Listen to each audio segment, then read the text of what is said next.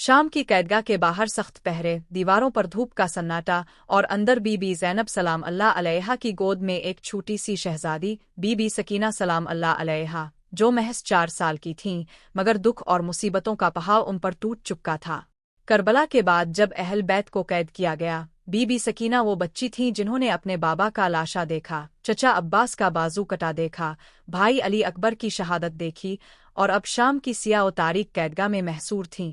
कैदियों को एक अंधेरे, गंदे और पथरीले तहखाने में रखा गया था जहां ना रोशनी थी, ना आराम, ना खुराक, ना पानी।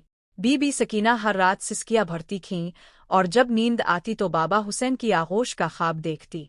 उनका दिल बाबा की याद में तड़पता और रातों को चौंक कर जागती थीं। बाबा, बाबा, अब कहाँ हैं? एक रात वो ज़ारो कितार रो रही थीं।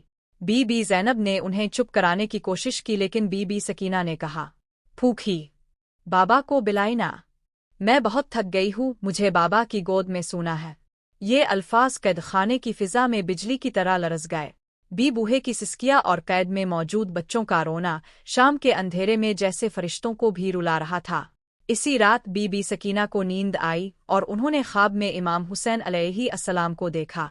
वो आए, अपनी नूरानी गोद में बीबी सकीना को लिया, माथे पर बोसा दिया और कहा, सकीना, मेरी प्यारी बेटी, तुम सब्र करो, जल्द हम मिलेंगे।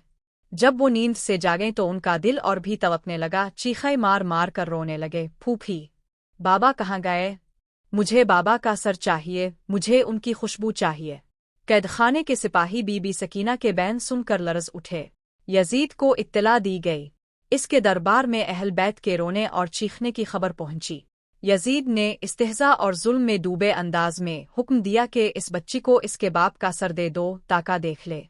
जुल्म की इंतहा थी। शहजादी सकीना को तसल्ली देने के लिए नहीं बल्कि अजियत देने के लिए इमाम हुसैन अलैहि अस्सलाम का वो मुबारक सर कैदखाने में भेजा गया। बाब दुअम, इमाम हुसैन अलैहि अस्सलाम का सर और सकीना की विसाल। रात के अंधेरे में दरवाज़ा खुला। 2 सिपाही एक ट्रे में कुछ लेकर आए। वो एक बर्तन था जिस पर कपड़ा पुड़ा था। बीबी सकीना के करीब रखा गया। बीबी ज़ैनब ने हैरत से पूछा, ये क्या है? मगर सिपाही चुपचाप बाहर निकल गए। बीबी सकीना, जो रोते रोते बेहोश होने वाली थीं, अचानक उठीं जैसे किसी ने दिल से पुकारा हो। ट्रे के करीब आईं और कपड़ा हटा कर देखा तो चीख मार कर गिर गईं। बाबा, उनकी चीख फिजा में गूंजी। ये इमाम हुसैन अलैहि अस्सलाम का वो मुबारक सर था जिसे यजीद ने नेज़े पर चलाया, जिसके लबों ने तिलावत की थी और जिसको बीबी सकीना ने आखिरी बार करबला में देखा था।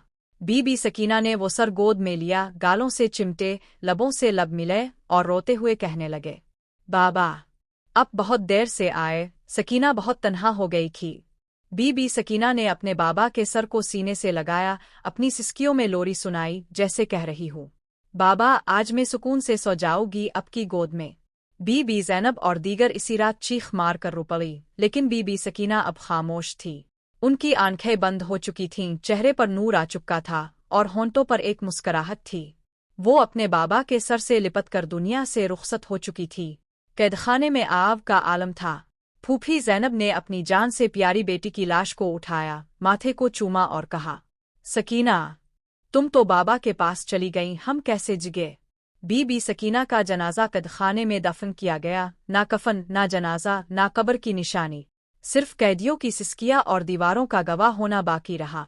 वक्त गुजरा, लेकिन अहल बैत का दर्द, बीबी सकीना की मासूम फरियाद और उनकी मोहब्बत बाबा से रहती दुनिया तक मजलूमियत की एक अलामत बन गई।